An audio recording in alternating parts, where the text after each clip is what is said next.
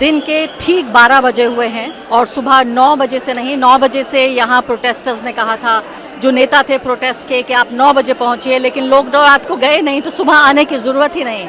जो रात को गया ही नहीं उसे सूरज के निकलने से क्या लेना देना। इस वक्त की बड़ी खबरों में से एक खबर ये है, मैं 12 बजे इसको रिकॉर्ड कर रही हूँ, मुझे नहीं मालूम कि ये वीडियो आपको कब तक मिलेगा, क्योंकि यहाँ पर पूरे तरीके से इंटरनेट को जो है बंद कर दिया गया है। आप सोचिए, दमनकारी ये सरकार, दमन का एक हिस्सा ये भी होता है कि सूचना का प्रचार बंद कर दिया जाए ताकि लोगों तो खबर न पहुंचे, लेकिन सूचना तो पानी के बहाव की तरह होती है और कुछ भी हो जाए सूचना अपना रास्ता ढूंढ लेती है। मैं आपको खबर ये बताना चाह रही हूँ कि इस वक्त अपना जो फास्ट है वो तोड़ दिया है, खासकर जो छात्र हैं उन्होंने फास्ट अपना तोड़ दिया है, और साथ साथ जो संसद को मार्च निकलना था उसका प्लान इस वक्त रद्द कर दिया है। मुझे लगता है ये अक्लमंदी का कदम है कि जो संसद को जाना था उसको रद्द कर दिया गया है, और माना जा रहा है कि सरकार की तरफ से एक जो डेलीगेशन है वो डेलीगेशन इस सरकार की तरफ से आने वाला है, इन लोगों से बातचीत करेगा। अब यहाँ सवाल ये पैदा होता है कि अगर अभिजीत दीपके, सौरभ दास और सोनम वांगचुक भी आकर अगर ये कहें लोगों से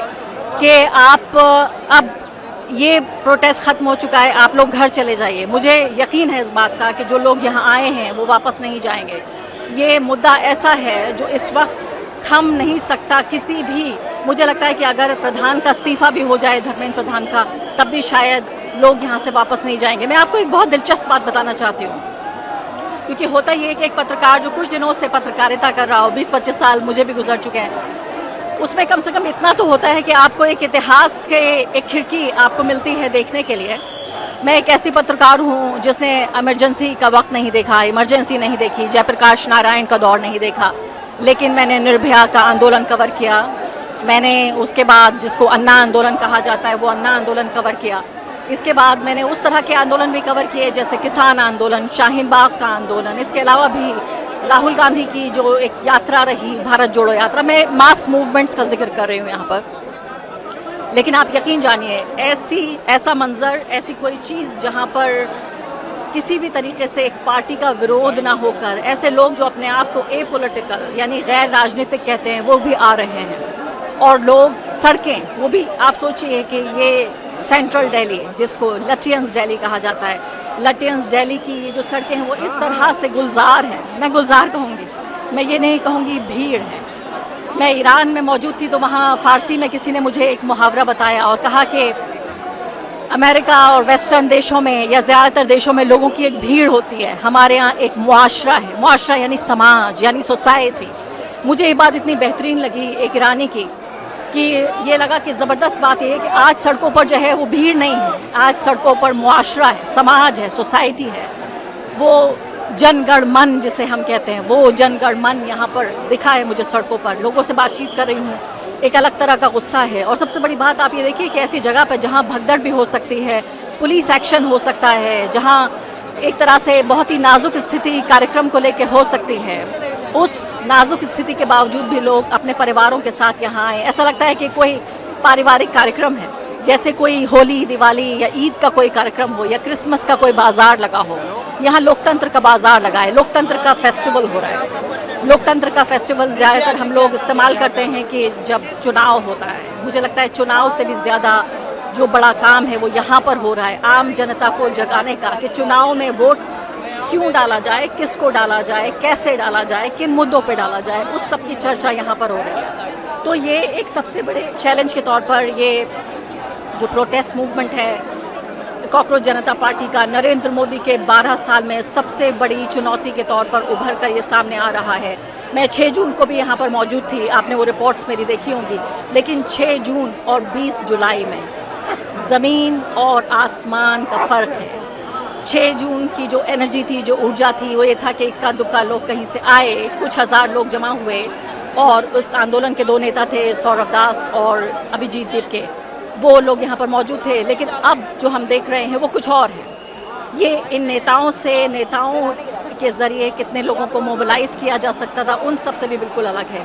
यहाँ शबाना आज़मी देखी गई, यहाँ पर देखे गए प्रकाश राज देखे गए। प्रकाश राज को तो चलिए मानते हैं कि इनकलाबी व्यक्ति हैं, वो एक क्रांतिकारी एक्टर हैं, और हर तरह के जो सामाजिक मुद्दे हैं उनसे जुड़े रहते हैं। लेकिन शबाना आज़मी, मैं दाद देती हूँ इस बात को कि शबाना आज़मी जैसे लोग बहुत कुछ दाव पर लगा कर यहाँ आए होंगे। शबाना आज़मी न सिर्फ के बॉलीवुड का, हिंदी फिल्म इंडस्ट्री का एक हिस्सा हैं, बल्कि उनके जो बेटे बेटी हैं वो दोनों फिल्म मेकर्स हैं। और आपको पता है, जैसे मैंने कहा कि डर सबको लगता है, गला सबका सूखता है, लेकिन गला सूखने के बावजूद भी सब कुछ या बहुत कुछ या कुछ दाव पे लगाने के बावजूद भी आकर उन आम लोगों के साथ खड़े होना, जो लोग एक ख़ास तरह का प्रोटेस्ट कर रहे हैं। यहाँ पर हर युवा के दिल में एक ऐसा दर्द मुझे यहाँ पर दिखा कि ऐसा लगता था कि अगर स्कैन किया जाए तो दिल से टपकता हुआ खून आप देख सकते थे। और वही कहा जाता है कि जो न टपके, आँख से जो न टपके वो लहू क्या है। तो आँख से मैंने यहाँ पर लहू टपकते देखा है लोगों का। और शबाना आज़मी जैसे लोग जो बहुत कुछ दाव पे लगाकर जब यहाँ आते हैं तो साफ तौर पे पता चलता है कि बहुत कुछ ऐसा है इस देश में जो टूट गया है, बहुत कुछ ऐसा है जिसको जोड़ने की ज़रूरत है, बहुत कुछ ऐसा है जो ज़ख्मी है, बहुत कुछ ऐसा है जिसमें मरहम लगाने की ज़रूरत है। और आज इस प्रोटेस्ट साइट पर वही मरहम लग रहा है। इस प्रोटेस्ट साइट पर हर व्यक्ति आकर यहाँ देख लेना चाहता है, हर व्यक्ति आकर यहाँ समझ लेना चाहता है कि आखिर क्या हो रहा है। जो क्रांति की एक ज्वाला है, एक जो चिंगारी है, वो सबके अंदर जल रही है। और बहुत से ऐसे लोग जिनको गैर राजनीतिक कहा, अपने को कहते थे कि हम ए पॉलिटिकल हैं, उनसे पूछते थे कि आप किस पार्टी को सपोर्ट करते हैं, तो वोट तो देते हैं नरेंद्र मोदी जी को, बीजेपी को, लेकिन कहते हैं कि वो ए पॉलिटिकल है। तो मुझे लगता है कि ये नरेंद्र मोदी के पैर से, उनके ज़मीन से नीचे खिसकती हुई ज़मीन साफ तौर पर नज़र आ रही है, उनके पैर के नीचे से खिसकती हुई ज़मीन। और सबसे बड़ी बात कि सरकार का अहंकार, ये देखिए आप कि इस अहंकारी सरकार ने, नरेंद्र मोदी ने मॉनसून सेशन में संबोधित किया देश को, संसद को संबोधित किया, लेकिन एक शब्द भी नहीं कहा इस बारे में कि कोई प्रोटेस्ट हो रहा है, कुछ लाख लोग यहाँ पर जमा हैं। ऐसा मंजर जो कि खुद नरेंद्र मोदी ने अपने 12 साल के कार्यकाल में नहीं देखा। क्योंकि पिछले जो प्रोटेस्ट हुए हैं, देखिए उनमें जो अलग बात थी वो क्या थी। एक आंदोलन था जो महिलाओं के मुद्दे पर था, निर्भया आंदोलन। दूसरा था, उसमें किसान थे ज़्यादातर, तो पहले में महिलाएं ज़्यादा थी, दूसरे में किसान थे, तीसरे में जो पड़ी हुई थी, जिनके वजूद पर आ गई थी, वो थे मुसलमान। तो ना तो किसान, ना मुसलमान, ना महिलाएं, ये वाकई जिसे हम कहते हैं एक मुख्य धारा, एक ऐसा मुद्दा जो पूरे देश को, देश की जनता को, युवाओं को प्रभावित कर रहा है। सबसे प्यारी बात मुझे बेजवाड़ा विल्सन ने मुझे बताई। उन्होंने कहा कि वो लोग जो शिक्षित नहीं हैं, जिनको कभी तालीम हासिल करने का मौका नहीं मिला, वो लोग भी यहाँ पहुँचे हैं। कैसा भद्दा मजाक है हमारे देश की जनता के साथ। उन्होंने कहा कि शायद जिन लोगों को तालीम हासिल करने का मौका नहीं मिला, वही तो तालीम को सबसे ज़्यादा समझते हैं, वही तो तालीम की कदर समझते हैं। मेरे पीछे आप देख रहे हैं, यहाँ पर एक बड़ा मजमा लगा हुआ है। 100 में आपको कैमरा ऊपर करके दिखाएंगी, और मैं इस उम्मीद में इस वीडियो को रिकॉर्ड कर रही हूँ कि जल्द आपके पास पहुँचेगा। और ये ग्राउंड रिपोर्ट्स, मैंने कई लोगों से बातचीत भी की है, उन लोगों की बातचीत भी आप सुनेंगे यहीं पर, इसी चैनल पर हमारे ज़रिए। यहाँ पर जो लोग हैं वो किसी भी तरह से मूड में नहीं है वापस जाने के। तो अभी जब ये रिकॉर्ड कर रहे हैं, पुलिस ने यहाँ पर लाठीचार्ज भी किया है। उसके चश्मदीद हमारे साथ यहाँ मौजूद हैं। आप कौन, क्या नाम है आपका? मेरा नाम ओंकार है, महाराष्ट्र से आया हूँ। महाराष्ट्र से आया? हाँ। क्योंकि अभी एक इस्तीफा देने में क्या जाता है। हुआ क्या अभी लाठीचार्ज? हाँ, क्या हुआ, इन्होंने आगे छोड़ा बैरिकेड निकाल के, हम सब शांति से जा रहे थे, नारेबाजी कर रहे थे, उन्होंने आगे जाके इस तरह लाठियाँ बरसाई कि एक बच्चे के शरीर पे 3 लाठियाँ तोड़ी, उसका सर फूट गया। उसी भगदड़ में एक आंटी गिर गई, वो आंटी ने बच्चों को नीचे दब गई तेज से, उसको उठाने के लिए कोई झुका नहीं। उसी भगदड़ में मेरे साथ एक लड़की आई थी, मेरी बहन जैसी है, उसके कपड़े फट गए। फिर अगर हम कह रहे हैं कि हम उसको कपड़े पहना रहे हैं, उसको कुछ तो डाले, फिर हम जाते पीछे, मारिए मत, फिर भी उन्होंने नहीं सुना, वैसे ही धक्का दे दिया। मतलब ऐसा लाठीचार्ज थोड़ी होता है, ये तो तानाशाही हो गई। हमें तो आर्टिकल, हम इतना तो जानते हैं कि हमें हमारा जो संविधान है वो हक देता है, 19 ने कहता है कि आपको सब कुछ अधिकार है, आप बोल सकते हैं। हाँ, कितना बोलना वो भी 19B में बताया गया है, हम उतना ही बोल रहे हैं। हमने क्या मांगा? इस्तीफा मांगा। क्यों मांगा? 22 बच्चों ने जान दे दी। फिर 22 बच्चों की जान एक कुर्सी से ज़्यादा इंपॉर्टेंट है? आप बताएं मुझे। अगर इनके किसी के बच्चे मर जाते तो ये अब तो चुप बैठते हैं। आप क्या कर रहे हैं? लोग क्या कहते हैं, मेरे घर में तोड़ी हुआ है, मैं क्यों जाऊँ? अरे जब तो हमारे घर में होगा तब हम जाएंगे, अगर हम अभी गए तो हमारे घर में होगा ही नहीं ना, आप ये समझिए। अब मैं जहाँ से आया हूँ, मेरे साथ बस में एक लड़का था, उसने मुझे क्या कहा, हम ना नहीं आ, मेरे साथ चल दे। मैं नहीं आ रहा, मैं बीजेपी का सपोर्टर हूँ। अरे मेरा तू सपोर्टर है, हम बीजेपी नहीं है, हम कांग्रेस भी नहीं है, हम किसी धर्म जात के भी नहीं है, हम क्यों जा रहे हैं? हमारे जो भाई लोग मरे नीट के पेपर के टेंशन में, इतने सारे स्कैम हो गए, ये जिम्मेदारी लेने की तैयारी नहीं है। इसलिए उसने कहा। आप कब आए थे? हम कल निकले थे, आज सुबह आ गए। तो मैंने सुना है जब दीपके रोए तो कई लोग वहाँ से सिर्फ अपना टिकट बुक करा के आ गए दीपके के रोने से। दीपके के रोने से मतलब वो क्या हुआ, इन्होंने सोनम सर को उठा के ले गए। पहली बात वो क्या बात हुई, आप उनको ले गए उसका प्रॉब्लम है, आप प्रोटोकॉल के साथ आते, उनको ट्रेचर पे लेके जाते, ढकने की जरूरत क्या थी? आप इसलिए आए कि उनको उठा के ले वो गलत किया, हमें वो पसंद नहीं आया। अरे वो इंसान साइंटिस्ट है, उसने देश के लिए कितना किया, आपको उसकी कीमत नहीं, और एक अनपढ़ के लिए आप सब इतना कर रहे हैं। मुझे इसी बात की चिढ़ है, अगर मोदी जी थोड़ा भी अगर शर्म बचे ना, ऐसी बात नहीं करनी चाहिए, बड़े पद पे है, लेकिन क्या करें, अगर थोड़ी भी शर्म है ना आपने, तो आपको कुर्सी जोड़ के बाहर आई है। हम आपसे कुछ मांगेंगे नहीं, हमें सिर्फ जवाब नहीं चाहिए। आपने अब तक एक प्रेस कंट्रोल नहीं की, कुछ ना किया, हमारी गलती क्या है इसमें, हमें बताइए। ना रोजगार दे रहे हैं, ना हमें हमारा हक मांग रहे हैं, हम थोड़ी भीख थोड़ी मांग रहे हैं। क्या गलत किया आप ही हमें बताइए, आप क्या गलत चल रहा है? किसी ने नारेबाजी, हमारा हक है, इनकलाब जिंदाबाद नहीं बोलना चाहिए, जय श्री राम, एक ने बोला जय श्री राम, अरे धर्म का नहीं है। फिर यहाँ कुछ ने तो अंधभक्त आए थे, उन्होंने बोला यहाँ ना वो हिंदू धर्म को गाली देते, वो सीन तो आपको पता ही होगा। कुणाल कामरे ने कहा था कि सीता के पति का नाम लेके नीता के पति का काम करते, राम जी का यहाँ कहा अपमान हुआ, इसीलिए आप तो नंगे पैर दिखाई दे रहे हैं मुझे यहाँ पर। सौम्या देखिए चप्पल आपकी क्या हुई चप्पल?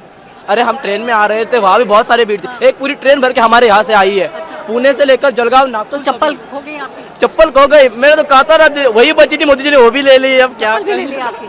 उनको सिर्फ मिलना चाहिए, उनको मिलना। आप जब से आए कुछ खाया पिया आपने, सोए, आपके चेहरे से तो नहीं लग रहा मुझे। मैं कल से बीमार हूँ, मैं कल से बीमार हूँ, मुझे बुखार चल रहा है, मेरे खांसी चल रही है, मैं वैसे ही आया, मुझे जबान पे छाले पड़े। फिर क्यों आया? अगर मेरे घर में कोई होता, अगर मेरी बहन भी होती तो मैं चुप बैठता घर में। मैं माँ बाप से बोला मैं जा रहा हूँ, उनकी परमिशन मिली, हाँ ना, मैं चल के आ गया, अकेले निकला था, एक को फोन करके साथ लेके आया। अरे आप अंधभक्त ना बनो, आप लॉजिकल विचार करो। क्यों कि अगर ऐसा ही चलता रहा और आज या कल इन्होंने इस्तीफा नहीं दिया तो फिर हमें सीरियस नहीं लेंगे, नहीं लेंगे। अच्छा, मुझे आखिरी सवाल आपसे ये बताइए कि अगर इन्होंने कहा अभी दीपके ने और बाकी लोगों ने, सोनम जी ने, कि अब खत्म हो गया प्रोटेस्ट, तो आप चले जाएंगे? हम नहीं चले जाएंगे। अब हम ये हमारा एक प्रदर्शन मतलब क्या कहते हैं, प्रमुख नेतृत्व कर रहे हैं, लेकिन अब यह खुद का नेता हम खुद है, हम करेंगे। अगर कोई ना है, मैं अकेला के नेता आप खुद हैं? हाँ, या हर एक अगर कोई भागता है ना, हम नहीं भागेंगे, मैं खुद का नेता खुद हूँ। अरे मैं ना जब लिखता हूँ तो मैं इंस्टाग्राम में पोएट्री डालता था, लोगों को इतना चुभा मेरा अकाउंट बंद कर दिया, फिर मैंने पोएट्री डालना भी बंद। खुद के नेता है, मेरे से हाथ मिलाइए, बहुत मुझे अच्छा लगा आपसे मिलकर। खुद के नेता आप खुद हैं। ये तो मुझे नया नारा मिल गया है कि अब नेता की जरूरत नहीं है, खुद के नेता आप खुद हैं। अगर अभिजीत सर को बाहर आने नहीं देते क्या करते? बच्चे यहाँ से चले जाते, यहाँ से हम खुद चले जाएंगे ना संसद, हमें पता नहीं है। आज सभी मंत्री बैठे होंगे, आज से सेशन शुरू हो रहा है, सभी एक जगह मिलेंगे, रोको उनको अंदर ही। बहुत बहुत शुक्रिया आपका ओंकार। एक प्यारा सा युवा यहाँ मिला जिसने कहा कि उसका कोई नेता नहीं, वो खुद का नेता। मैं भी अपनी नेता हूँ, मैं अब ये कहना शुरू कर रही हूँ आज। और लगता ये ज़रूर है कि ये मुद्दा सिर्फ छात्रों से जुड़ा हुआ है, लेकिन मैंने यहाँ कई लोगों से बातचीत की, सिर्फ छात्रों से जुड़ा हुआ नहीं है, देश के गरीबों से जुड़ा हुआ है। देश के वो मुसलमान और वो ईसाई और वो दलित, वो किसान जो प्रताड़ित रहे हैं पिछले 12 साल में, उन सब का भी गुस्सा एक तूफान बन के यहाँ पर बरस रहा है। पिछली बार मैंने जब यहाँ बताया था कि कुछ हज़ार लोग आए हैं, तो बड़े खफा हो गए थे। कुछ लोग कह रहे थे कि मैं शायद इसको कम करके आंकने की कोशिश कर रही हूँ। मैं पत्रकार हूँ, मेरी मजबूरी यह है कि जब सच देखती हूँ तो सच कहने के लिए मजबूर हो जाती हूँ, और चाहे वो किसी प्रोटेस्ट को इससे नुकसान पहुँचे या कोई मैं कहा जाए किसी सच्चाई को, किसी तस्वीर को वो बिगाड़ दे। लेकिन आज मैं ज़रूर कह सकती हूँ आपसे कि बिल्कुल अलग है 6 जून और 20 जुलाई की एनर्जी, बिल्कुल अलग है। ये प्रोटेस्ट मूवमेंट कुछ और चाहता है। लगातार आप इसी ग्राउंड से हमारा कवरेज देखते रहेंगे, आप बने रहिए, डटे रहिए इसी चैनल पर, और अपनी आंखों के सामने इतिहास बनता देखते रहिए।